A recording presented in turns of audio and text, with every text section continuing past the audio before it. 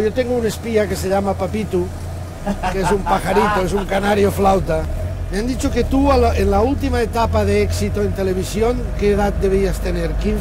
Sí, 14, 15, 14. imagino. Sí. Ya tenías una novia tremenda. Yo ¿Es sí, verdad o una no? modelo rusa. No, para nada. ¿Sí o no? No, no.